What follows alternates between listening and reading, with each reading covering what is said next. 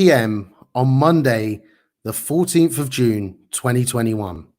Welcome to another week on the Bywire, the world's channel dedicated to covering independent media and giving a voice to those crushed by the rich and the rich media moguls that control the mainstream media.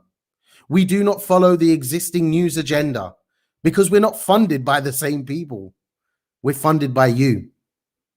We're not another echo chamber for the metropolitan elite because I'm literally broadcasting from a kitchen in the north of England and have no connections to any lords or ex-senior BBC presenters.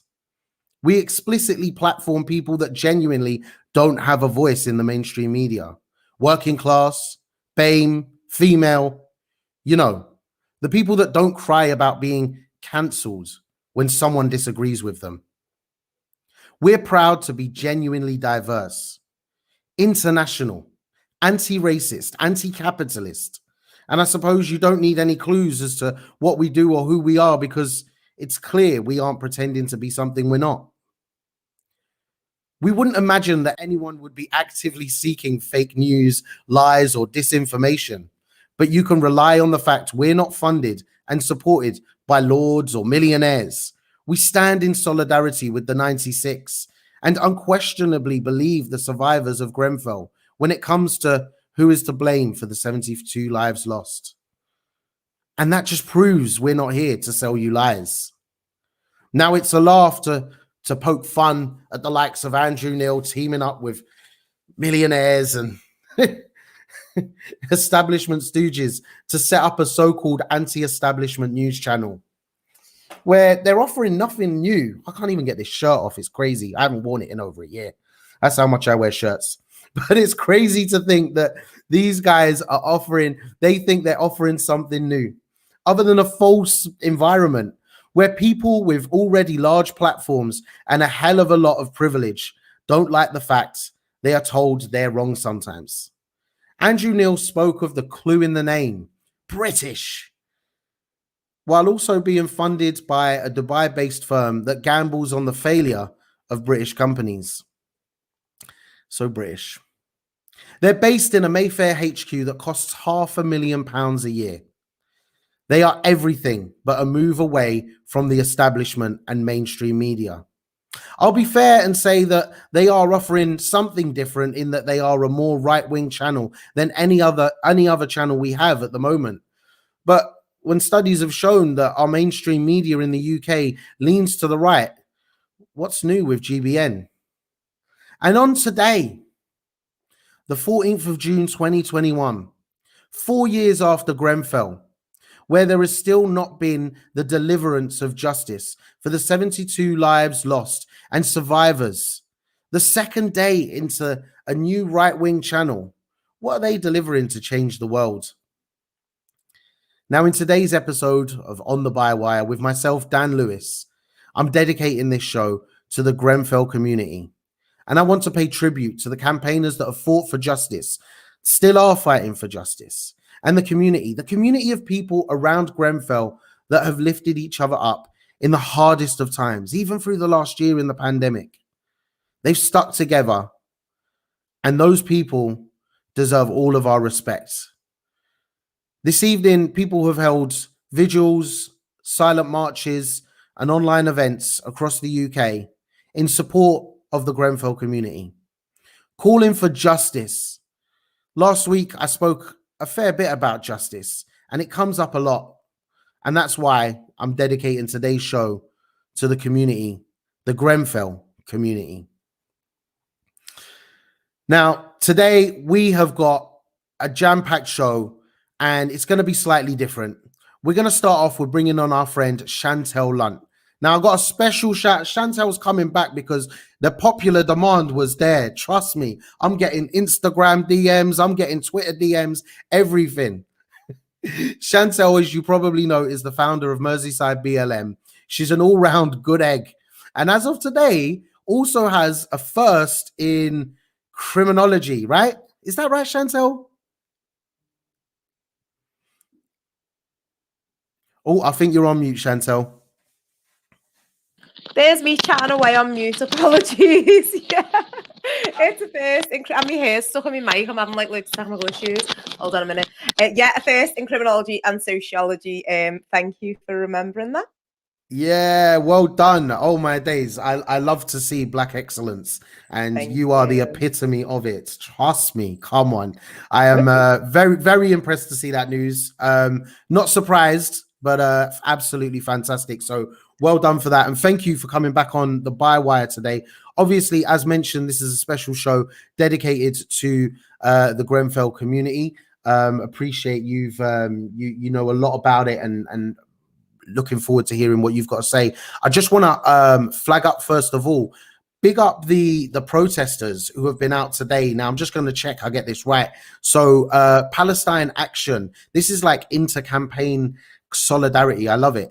But Palestine Action tweeted earlier today, breaking: we're currently occupying Arconic, the company who provided lethal cladding for the Grenfell Tower and materials for Israel's fighter jets. Today, on the Grenfell anniversary, we seek justice for Grenfell. So full solidarity with them guys. I'm just going to show their quick video of what they posted on Twitter earlier today.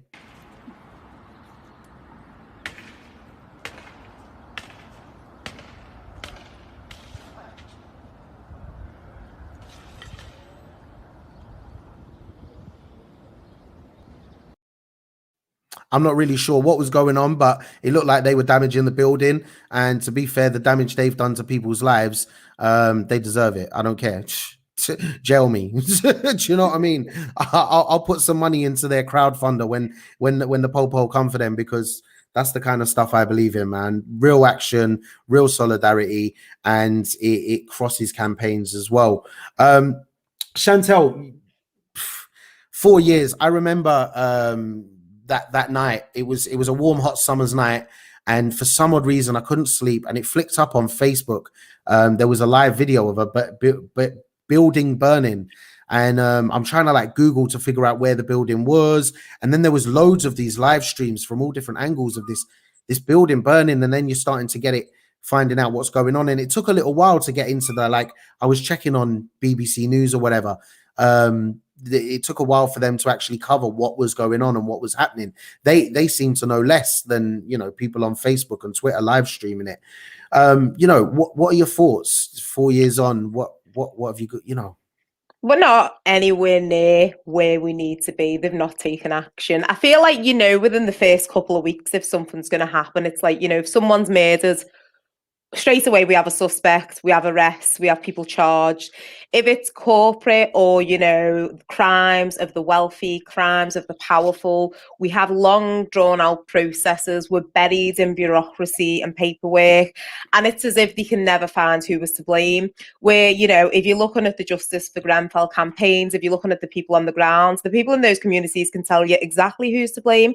They were meeting with people before that fire happened. They were telling them about the risk. They were telling local government. They were telling the people who put the cladding on the building. So it's quite clear where the blame lies. Yet what seems to be happening, and, you know, we're in Liverpool, well, I'm from Liverpool, there's just a lot of kinds of echoes of Hillsborough. You feel that they're just going to drag this out and drag this out and drag this out, and nobody will ever be held to account.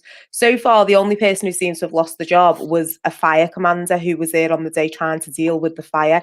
And it doesn't seem right that someone who was responding to the incident as it happened and sort of had no prior knowledge is sort of held to account, where nobody else is. People who have prior knowledge, people who knew that the cladding was flammable, they're going to get off scot-free. So I hope that they don't, and I hope that I'm proven wrong. But 4 years later, we should have names, we should have arrests, we should have people appearing in court. Yet we know what's going on behind the scenes. We know there'll be cover-ups. We know they'll look after each other. We know that it'll be a very, very hard slog to get anybody to stand and face a judge. And obviously, you've spoken about Hillsborough. We've seen, after, you know, over 30 years of fighting against Hillsborough, a judge saying that it should never have reached criminal court. What on earth?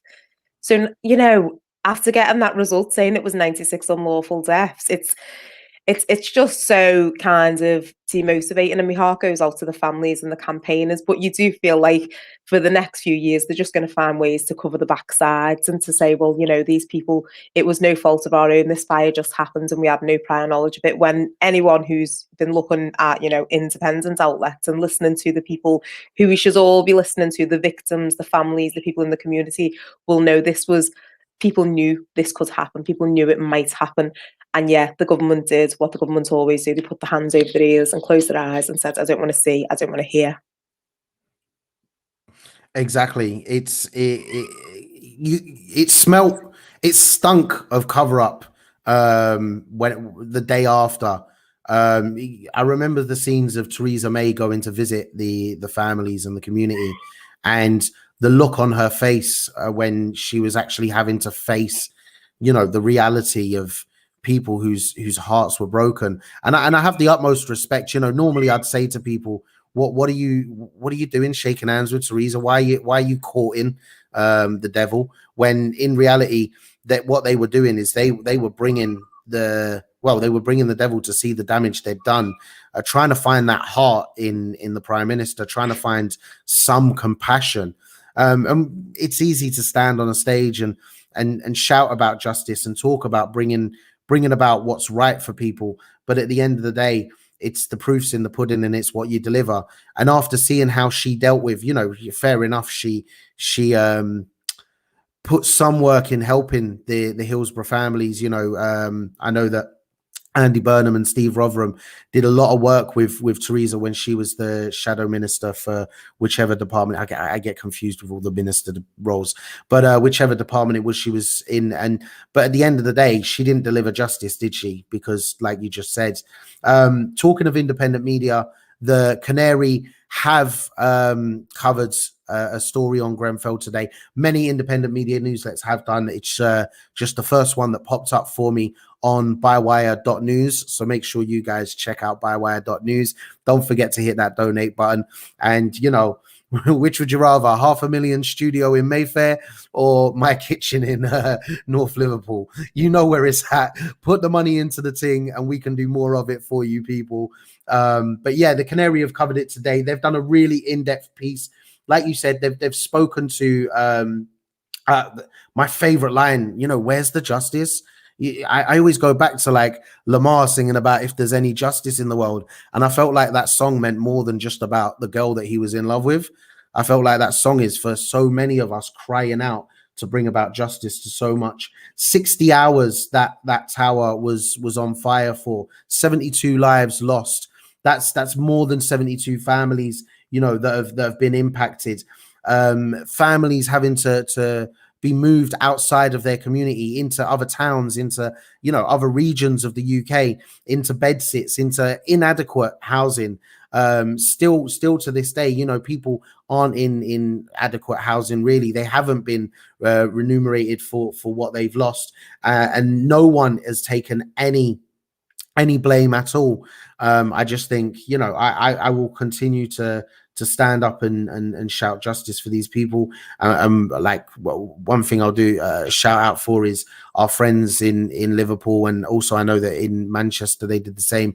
There's people out in other towns across the UK as COVID restrictions start to ease, people will be able to do it. They've been out on the 14th of every month. Down in Grenfell they do it every month, but other towns have been doing it. They've been going out and holding vigils on the evening of the 14th every month, because no one wants to see that happen in their home, in your home, where you're meant to feel the most safe. Those people, they just were not safe at all. And you mentioned before about people were already talking about these issues. There was the Grenfell Housing Community Group, where the people that live there were trying to raise issues with all of the things that actually end up happening. The justice isn't just about putting the blame on someone for what's happening in Grenfell, but it is also about making sure that these things don't happen again, because still to this day there are people campaigning out there to remove cladding from buildings. There are people that are in buildings that have got unsafe cladding, and the companies that built them are charging those residents for the repairs. It's unacceptable. It's unbelievable. And the Grenfell community have the full support of On the Bywire. Trust me, I'm here for them. Now, independent media, what have you been reading today, Chañtelle? What's first on the list? What are we going with? First on the list is the epic young protesters at the G7 summit in Cornwall. So there's been a very kind of schmoozy, hobnobby summit in Cornwall with all the G7 Western first world leaders kind of getting together to lament what's happening to the environment whilst doing absolutely nothing to address the climate emergency. And there's been amazing young people who've kind of took to the street, are protesting, are just blatantly calling them out. They're saying, you're meeting in Cornwall because it's a scenic environment, so that when you stop talking about the environment, allegedly, you then go and see our beautiful beaches, but you need to be going to the countries that aren't Western, where you can see the climate crisis. You can see the typhoons, you can see the wildfires, you can see the floods, you can see the beaches that are just strewn with litter. You need to go there to kind of truly understand the gravity of this crisis. And they've just really been calling them out while they're in Cornwall, which I think it's quite heartwarming to see that a place like Cornwall getting onto the street and saying, you're not just going to use us for our beauty, you need to be talking about the issues that are affecting us all. And just because other countries that aren't Western are invited to Cornwall to be part of the G7 summit, that doesn't mean their voices aren't valid. They should be the biggest voices talking about this climate crisis, because it's at their front door at the moment, and we're nowhere near where we should be. Most definitely. I've got a clip. Got to shout out Real News. Just trust. Like we said, I think we was with Abla last week. Real News is just like one guy with his camera that travels all around the country, filming all different types of protest, all different types of action, and tries to get it online as quickly as possible. I can imagine him in the back of his car, like just editing videos at 2 a.m. to upload them to YouTube. But let's just play a little clip from some of the protests that we saw there.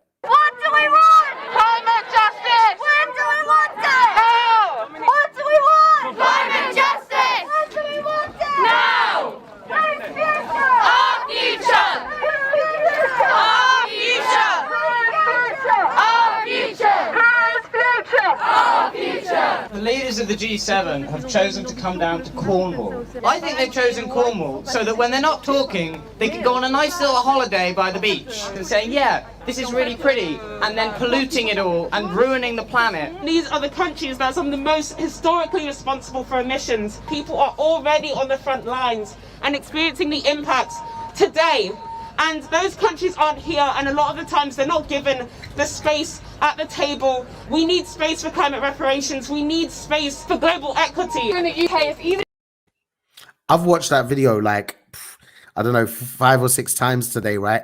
And every time those youngers speak, like I've watched the whole thing, every time those youngers speak, I get them little, the little chills at the back of your neck, and you're like, ooh. Yeah. Oh, and it's that kind of like, do you know what? I feel safe in our future, knowing that there's so many young people out there that are energized to fight for the future generations after them. Like, I get that they're scared of their own futures and what could happen to them, but they're not just doing it for themselves, they're doing it for everyone.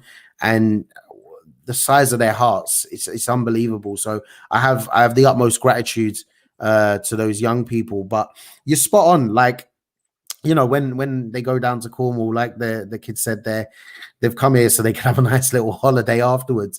It's beautiful views. But when you do look at the damage that's going on in other places, and I think we mentioned recently, they put the onus, when they talk about climate change and trying to fix the environment, they put the onus on us, plastic straws and plastic bags, all of this stuff. When hold on a minute, who is it who's giving us the plastic straws? And a little bugbear I've got, right? McDonald's, yeah. Obviously, I'm a fan of fast foods.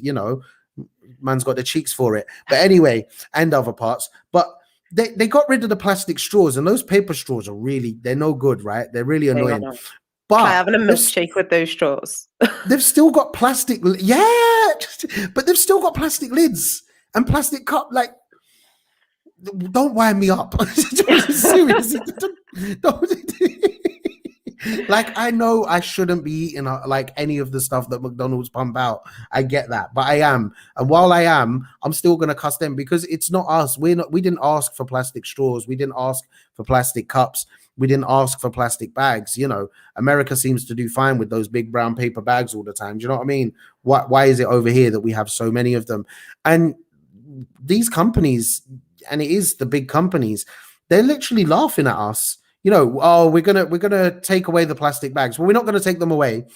We're gonna reduce the amount we use by charging you for them. And then I can't say for definite which company, but it was like one of the big supermarkets in the UK. So I'm not gonna get myself into trouble here, but one of them got in trouble because it was like a year after the 5p charge for the bags. They got found out that the 5p was going to like the majority of each of the 5p's was going to admin costs for managing the 5 pence, and it was meant to be going to charity. Like, they're literally sitting in their nice luxury chairs on some islands, not paying taxes, probably, like just laughing at us. They're like, yeah, we're ruining the world, but I'm gonna be fine, and my kids are gonna be fine because we got loads of money. Do you know what I mean?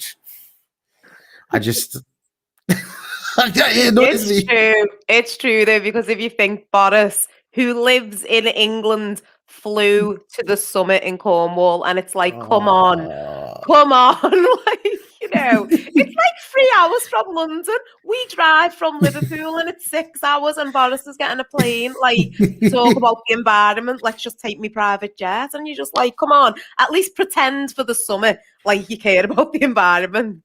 That's the other thing as well, like the centralization of things, of where you get planes and stuff. Like, you know, you can get a plane from London to nearly anywhere in the world except Liverpool. I found that out a little while ago. You can't get a plane between London and Liverpool. It's a mad thing. But, you know, from other towns across the UK, you haven't got that ease of travel. So people are forced to use forms of travel that don't benefit the environment. And even down to that side of things, those companies, the government, they're literally laughing at us. It's a joke. And big up the youngers, big up the kids who are out there fighting for their futures, our futures, and the future of the people that will come behind them. What's next in the independent media world, Chañtelle? What have we got next? The next one is an article about Radical Roots, communities of colour who made and will remake Sheffield. I kind of really resonated with this with Liverpool, because Sheffield's like a working class city of trade unions, women at work, and it kind of basically talks about the experiences of people in Sheffield. So this feeling that there's like, you know, a colour bar, and there's this like apartheid within there, where all of the people who are from, you know, Black and minority ethnic communities are in one area, and then all of the white community are in another area. And it talks about people's personal experiences, and especially in the context of working class history in Sheffield, Black working class history, but let's call it working class history because it's everybody's history. But basically, it's people saying that they feel erased from the history of the area, because if you're white, you can easily access your history and find out, you know, where your people were during, you know, the kinds of factories and in the markets and places. But when you're Black, records don't really show that. And so there's a lot of personal stories of people whose like dads worked in steel mills, and people who have family members in these organizations and kinds of in working class spaces years and years ago, you know, 50 and 60 years ago, but it's not recorded anywhere. So it kind of roots working class history as sort of a white thing, whereas actually it's really diverse, and we know it's diverse because Black people have been here for hundreds of years. So and then it talks about ways that they can tackle racial inequalities and people's feelings on their experiences as all of racial trauma in an area where people quite often from the community tell them to be quiet and not talk about racism. I really, what I love about this article, and got a shout out to Now Then, like it's not just like, you know, when you read a lot of online articles, like you can read them within about 5 minutes. You got to sit down and take your time. So Mariam Jamila, who's written this, they've gone into so much detail, spoken to so many people, gotten quotes from different people, really actually listened to them, not just gone and spoken to people, but listened to them, and given a lot of perspectives on what's going on, done a lot of research. There's some brilliant photos, like the one that I noticed first was, I think it was this Somali Independence Day at Sheffield Town Hall. And it was like, 40, 50 years ago or something. And it's these kind of things you don't hear about Somali Independence Day being celebrated anywhere in Britain, but that's a part of British history. We, like, as a Brit, I love that we celebrate so many different cultures and communities, and we accept them in school. We, a part of our education system is to learn about other cultures and religions. And why is it that when we talk about British culture that we don't talk about accepting other cultures? And I think there's a little bit of that as well in what Now Then have done with this article, is tried to really expand the ideology as well. I don't know, did you get that vibe? Yeah, definitely. I like what you said as well. I do feel like they really went in depth, and they got people's understanding of what it feels like when you can't find yourself in the history books, even though your history is there, and how empowering it is to do that, and the efforts to change the narrative within Sheffield and kind of bring about, racial unity. So I do feel it was a really well written article, and it brought people's real life stories to life. Like you say, with those actual pictures, people talking about the history, saying, my dad was this, my granddad was that, but then showing pictures of them. And it's just lovely, isn't it? It was a really nice article. The line that I picked out for me was, the word radical clearly means different things to different people. At the heart of the work of each of these interviewees, we can see different approaches, different kinds of anti-racist work, and different commitments to community and collectivity. I just thought that's at the end of the article, so I hope I haven't spoiled it for anyone who hasn't read it yet. But it's not the be all. Yeah, it's not the be all and end all. But it's a beautiful way to just finish off the article, and collectivize really everything that's been said in there. Now, what's next on the independent media list there, Chañtelle? The next one is the Academy launch to focus on adaptive skills. So it's basically an academy which is for 16 to 25-year-olds, where they can learn like a mixture of work-based knowledge, critical thinking, and creative problem solving. So it's basically employers who've sort of said that young people are not employment ready when they leave education. And by education, it's sort of, primary and secondary education. And so identifying that they need more skills to be ready for the workplace. So this academy kind of fills that gap and provides, a mixture of skills for young people to use so that when they do graduate from the academy, they are work ready, including a virtual academy. So yeah, it sounds quite good. It sounds quite forward thinking, and it seems to be addressing a need. Yeah, I think it's what I like about it is there was I was involved in a review once looking into gun and gang crime in a certain area, and just like the work that had been done by like local authority and different partner groups, all of that, and everyone talking about collaboration, this, that, and the other. And my view was, like, I said to them, what's the root cause of like or the majority of gun and gang crime? And they were like, oh, it's drugs, illegal substances. So I was like, all right, cool. So there's the decriminalization option to remove your gun and gang crime, but with the laws which we're in at the moment, you've got 14-year-olds moving millions of pounds of goods across the world, not just like their town, that one borough, but like across the world. Why are they not doing it legally? Like, why have you not picked up these? If this kid is clever enough at 14 to avoid the police with illegal substances, why are they not using those skills to move goods? Like, why are they not selling stuff online? Why are they not running businesses? And I think things like this, they're there for kids like that who are let down by the system that says, you have to go to school, learn your twos plus twos, or your 2 times 2s, and learn about how many wives Henry VIII killed and didn't kill, and then go into the real world and get done with a minimum wage. While these kids are literally, well, they could be millionaires. Do you know what I mean? Yeah. And I like it. I like it when we see stuff like this, where it's actually putting money into communities, putting money into young people, and making a difference really as to the education system. And also, basically, it helps our economy, doesn't it? It's the economy, stupid. That's the old saying. Now, that's I've got a shout out to Simon Francis at Rooftop, or The Rooftop. News worth shouting about. I love that name. News worth shouting about. Definitely, that one's worth shouting about. So big up those guys. Chañtelle, what do you think of the new news channel that's offering an alternative to the mainstream? I got to hear your opinion. Don't.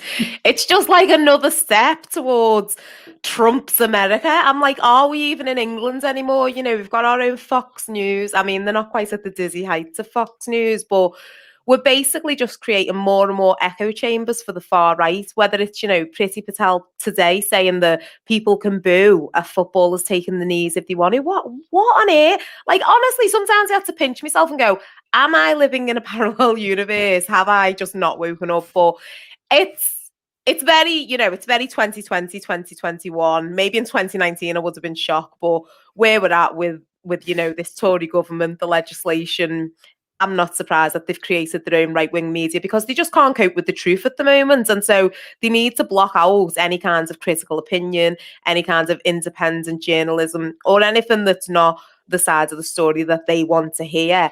And so, yeah, I'm sure, it'll do very well. There'll be a lot of people who only want to hear a one-sided story that confirms their, nationalist kinds of really narrow-minded views of the world. Sure, there'll be like some sort of Brexit breakfast or something.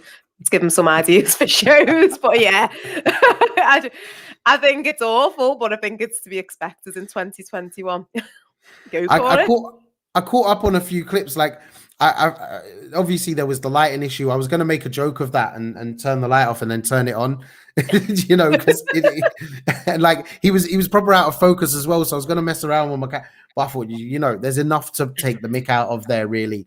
But like, especially as a person of color in Britain at the moment, you're just like, you feel like they're doing everything they can to wind you up while you're just trying to remain.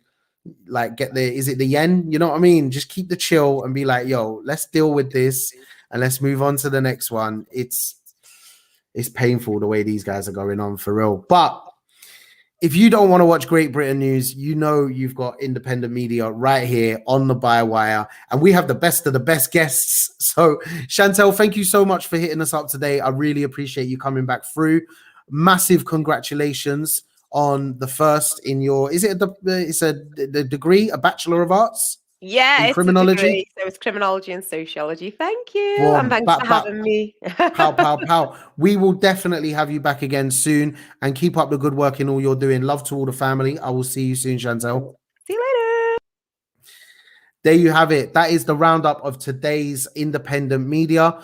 Our good friend Chañtelle Lunt came along to give you a flavor of what she's been reading. And this show specially gets dedicated, as mentioned before, to the Grenfell community. Love, respect, and much solidarity to everyone down there. I hope that the online event that they held earlier today went well. I'll be making sure to catch up on that. Now, listen, guys, if you believe in independent media, if you want to move away, actually move away from the snowflakes of the mainstream, the Mayfair elite, or as they call themselves, the anti-establishment, then hit the subscribe button, hit the like button, hit the share button, follow us on the socials. You know what it is. It's on the Bywire, bywire.news. While you're there, hit the donate button. If you can help out, you can be a part of owning the media. And what better way to say stuff you to the likes of Andrew Neil and all those establishment stooges than actually owning a part of independent media and helping put them out of business. Now, listen, guys, I've enjoyed tonight, and I will be here at 9 p.m. tomorrow, 9 p.m. Wednesday and Thursday. It's going to keep going Monday to Thursday at 9 p.m. It's on the Bywire. My name's Dan Lewis. I hope you guys have an evening as fantastic as you are.